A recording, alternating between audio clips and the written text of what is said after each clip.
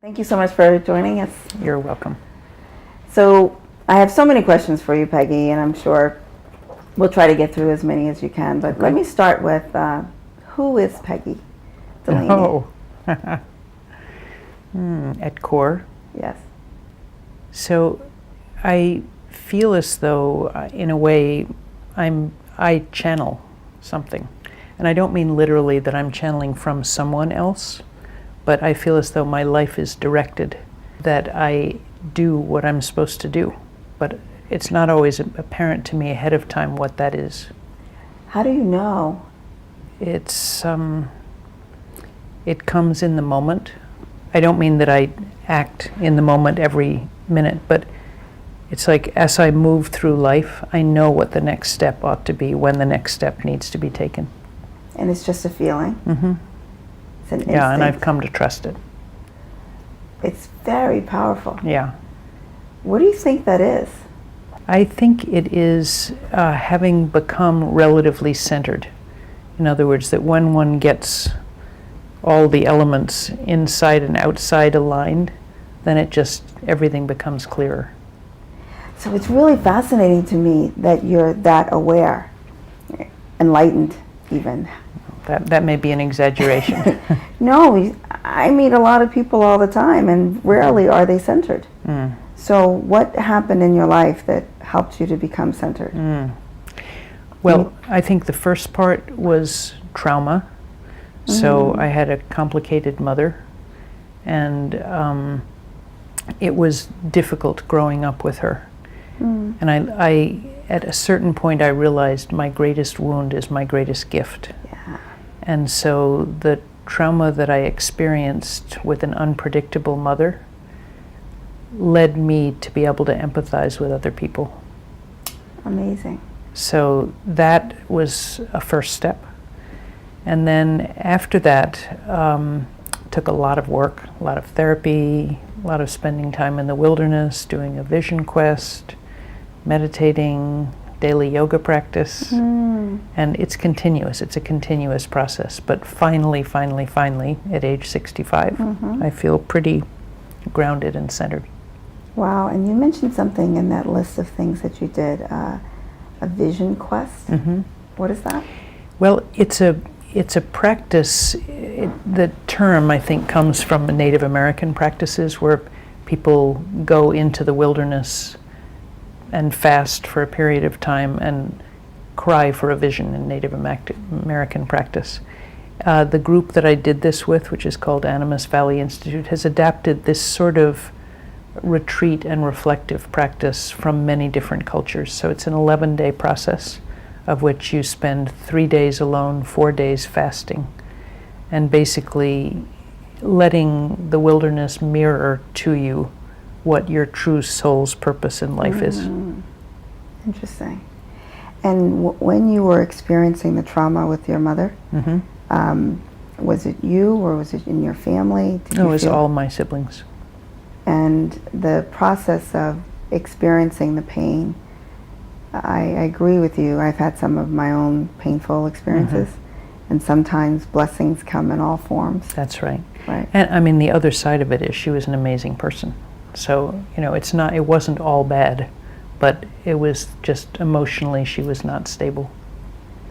I'm sensitive to people who say negative things, and the child who doesn't have a barrier can easily internalize those negative things. That's right. Did you have some of those? Yeah.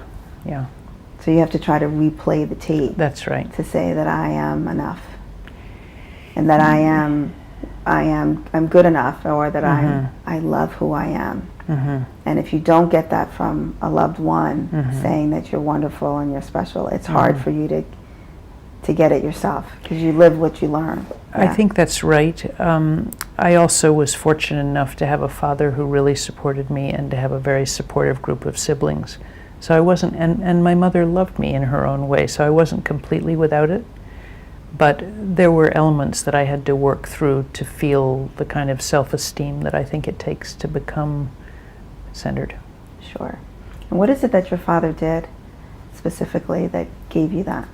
Well, it's a good question because he wasn't there that much because he was building his career and he was away a lot, but he just loved me. The power of love. And still does. That's nice, the power of love. Yeah. So what was it like growing up in your family? You mentioned, I heard you say that you had a very normal family life, a normal existence. My mother did her best to make sure that we had a normal family existence. And they were, you know, as I got older, what I really appreciate and respect is that they allowed us to go out on our own. So we weren't sheltered, there weren't bodyguards, and, you know, we were allowed to go off in the woods, or we were just wild little creatures. And there are a lot of wealthy families that really struggle on how to make their child normal. And what would you say that happened in your lifestyle, in your experience, that contributed to that, and what would you advise that they do? Well, first of all, my mother did not come from wealth, and so she was very conscious of what was not normal, you know, and she didn't want us to take anything for granted. So we were constantly reminded, you know, this is unusual, or no, we're not going to do it this way because that's not the way most people live. What would be an example of, can you think of something that she said where she says, no, we aren't going to do it this way? Yeah, I mean, for example, use of money. I had an allowance that was what a lot of people would get for an allowance. It wasn't anything much. And we weren't allowed or encouraged to expect things, material things, that would be beyond what normal people would have access to. Interesting. So nowadays, teenagers always want the best or the most expensive, or they long for whatever all of their friends have. Did you have that same interest and they said, no, you aren't going to get it? Or did you not have the interest at the time? I didn't have a lot of material interest. I mean, I wanted a bike, so I got a bike, you know, but that's sort of within the norm, I think. Sure. So take us to your trip to Latin America that you said had a pretty big impact on you. So when I was 17, I was planning on spending the summer in Boston with my boyfriend, working in a school for disadvantaged kids. My parents were not enthusiastic about this idea.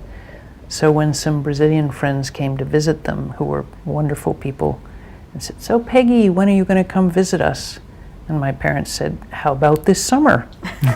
Thinking this would be enticing to get me away, and it was. So I went, and that first year lived with that family. But I had said, well, yes, but I want to do something useful. At that age, I didn't really know what was useful, but I was already interested in a path of something to do with improving lives. And say, oh, no problem, our neighbor is a social worker. You can work with her in the favelas, which are the slums of Rio. So I went, but it was a very unsatisfying experience because it was a clinic and I was giving shots to kids who were then going out and playing in the sewers. And it was very clear, I mean, yes, it was good that there was a clinic and the kids could have shots, but it wasn't solving the problem if they were then going back out and playing in the sewers. And so fortunately, I then met a Brazilian sociologist who was linked to an American anthropologist who was very interested in what made life possible for migrants to the city who knew nothing about urban life. Many of them were illiterate.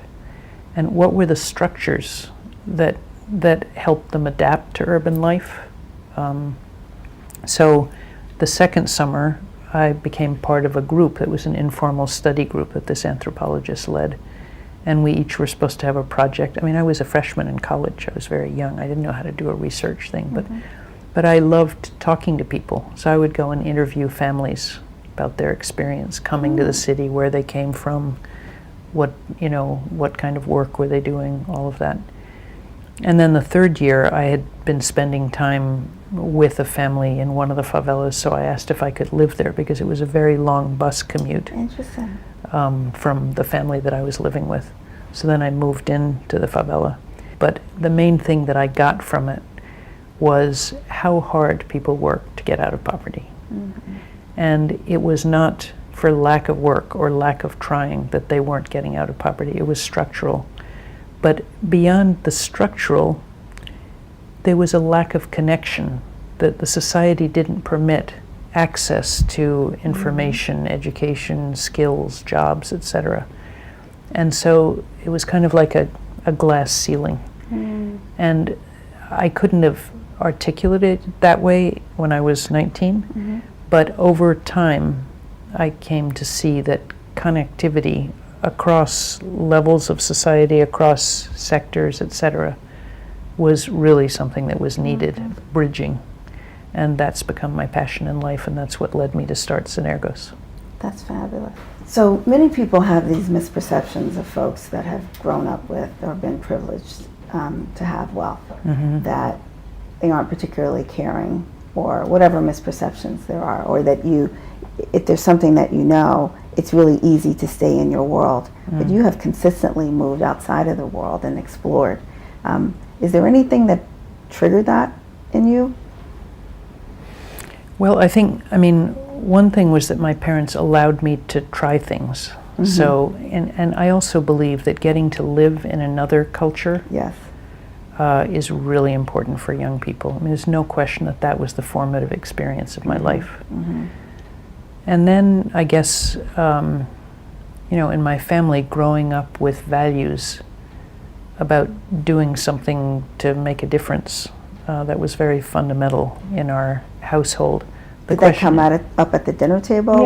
Yeah. I mean, it just was part of everyday life and discussion. And so the question was what? And that's been a lifelong seeking process to figure out how could I best use what I bring into this world to make a difference.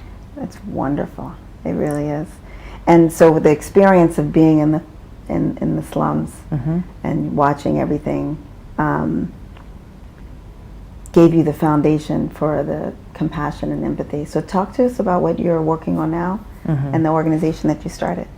So Sostener Ghosts is 25 years old. It's the Greek root of synergy, meaning working together, or 2 + 2 = 5.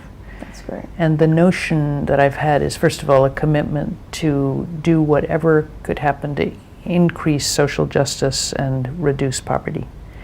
But my belief is very much that it's only if people work together, and particularly if those affected by the problems are included in the solutions, that we're going to make real headway. Right.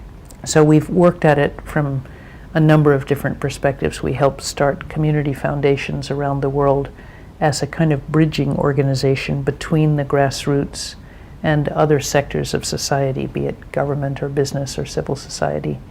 We've helped to facilitate partnerships between government, business, civil society, and communities to help, for example, in Namibia, reduce the maternal and child mortality in India, to reduce child malnutrition. Now we're beginning one in Brazil, in a large state in the north, to reform the education system. Wow. So issues like that, where we're invited in by one group or another, and then help form a partnership to make the solutions more sustainable. So that's part of what we do. But the way we do it is through networks. So we have a number of networks around the world. One is of civil society leaders. One is of philanthropists globally. Okay. And through working with these networks, there's a peer learning process, which is probably the most important thing. But the methods we use include retreat and reflection. My own experience in that regard was so powerful, and what I see is that social change agents are often very driven, and they're just doing, as was I. And that it's really only when one takes the time to pull back, center, if possible, find some time in nature, but also to explore together what are the problems out there we want to address, that you get a more centered groundedness, first of all, and then maybe reduce some of the obstacles of ego or fear that prevent us from listening really well. I believe that listening well is key to, first of all, being able to understand the problem and the stakeholders, and then work with others to resolve those problems. That's great. The listening well, I think, is really powerful. The time alone. You mentioned nature a lot. I love being in nature. It's just something that just makes you resonate. I just love it. Do you have a preference, like being by the water or? I'm a mountain person. You are? Yeah, but I mean, I love being in any kind of nature, but I'm drawn to mountains. So tell us a little bit about philanthropy. You spent your life giving. Well, first of all, I like the original definition of philanthropy, which is love of humanity. Secondly, it's been actually researched that the poor give proportionally more than the wealthy, by and large, around the world. So it's a human impulse. It's not related to possessions or wealth. It may, in some ways, be converse. But in most societies, there are traditions of solidarity or giving of one sort or another. I'm a firm believer that social capital, which is the glue that holds society together, has a lot to do with empathy and the ability to feel for other people.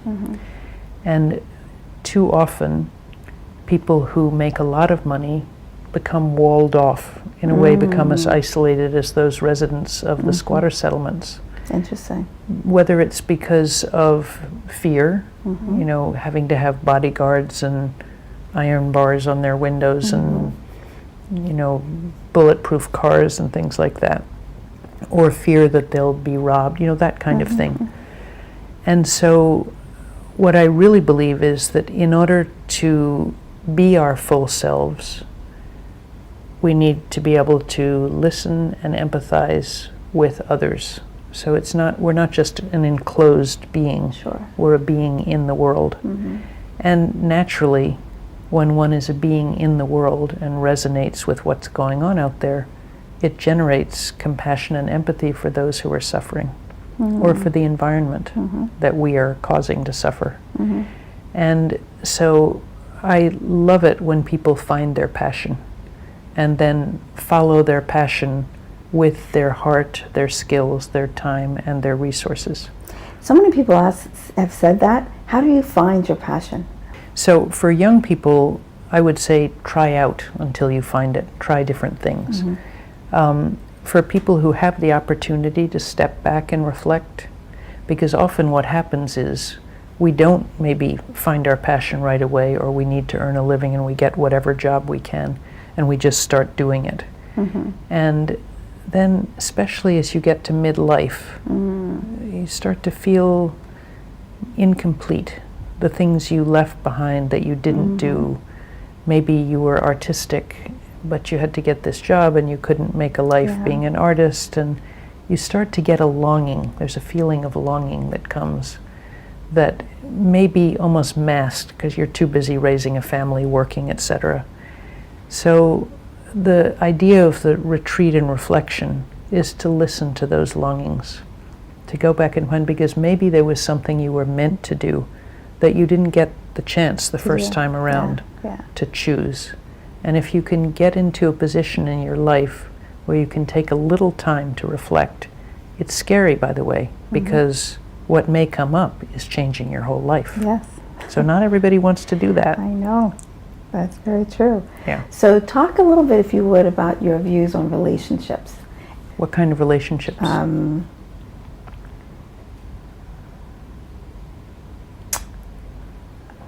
Tell me if I'm going where I shouldn't go. So male-female relationships.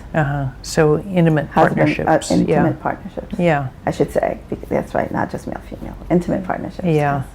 Well, obviously, it is very wonderful to find oneself in a relationship that really works.